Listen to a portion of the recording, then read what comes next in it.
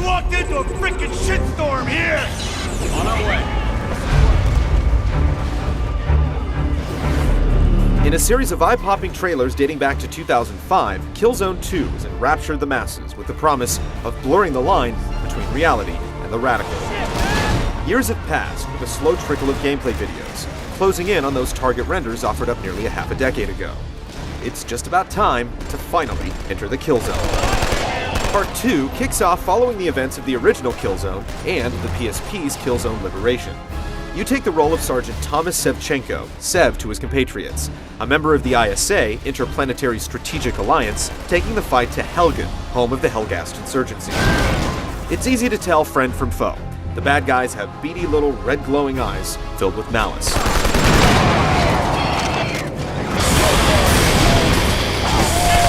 Combat is first and foremost the core of the game, with tactical elements filtering in. There are all-out battlefield encounters, stirring echoes of trench warfare, as well as more covert missions where you outflank the enemy or perform a spot of subterfuge. More often than not, you'll just be fighting for survival, either solo or with a small platoon against overwhelming odds. This is the Helghast's planet, and they have tons of reinforcements. But don't count your squaddies out. They'll land some kills and can perish themselves, but if you're quick, you can revive them. Good to go! A lot of modern shooter conventions make the rounds. You can only hold one primary and one secondary weapon. Health regenerates, and there are plentiful checkpoints. What's new is a cover system mapped to the duck button. This allows Sev to attach to cover, and then with the analog stick, peek over to the side to squeeze off some shots. Going in guns blazing may make for a great 30-second action movie, but it will get you killed. A few well-placed shots are enough to drop you. A small inventory screen rounds out the controls, allowing you to switch between grenades and knives for close combat.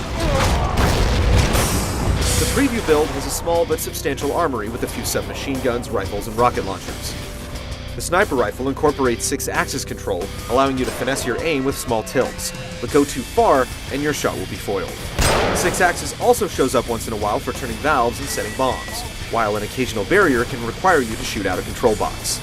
It's nothing too cerebral, but minute breaks from the constant onslaught of war are appreciated. The Helghast features shock troops of all sorts, including deadly armored juggernauts that have to be shot in the back to be taken out. Their R&D didn't skimp on niceties, with tons of tanks and mounted guns ready to mow you down. Occasionally, the ISA slips you a tank as well to help level the playing field, but you have to always be on the lookout for a rocket launcher and some extra munitions. Also, keep a keen eye out for special targets to destroy, which will likely tie into trophies or unlockables. Apart from the campaign is an extensive multiplayer mode, allowing you to side up with the ISA or Helghast and trade some lead. Level up, earn medals and ribbons while using ability badges with a class-based system, as you hone your scout, medic, soldier, engineer, saboteur, or soldier. Want to heal and kick ass? Then try mixing and matching the badges to create your ultimate killing machine. With clan support and dynamic multiplayer objectives that can change mid-round, Killzone 2's multiplayer has a lot to offer: 8 maps, 64 player bouts, and 5 main game types. Killzone 2 is finally set to try and live up to all those years of hype. What we've played so far has been a relentless pattern of duck and burst as we scan each dirty, dilapidated environment for burning red eyes. The multiplayer looks to have all the bells and whistles, minus a co-op feature, but we haven't spent any significant time with it. Find out if hours spent in the Killzone are a good use of your time in our full review in the coming weeks.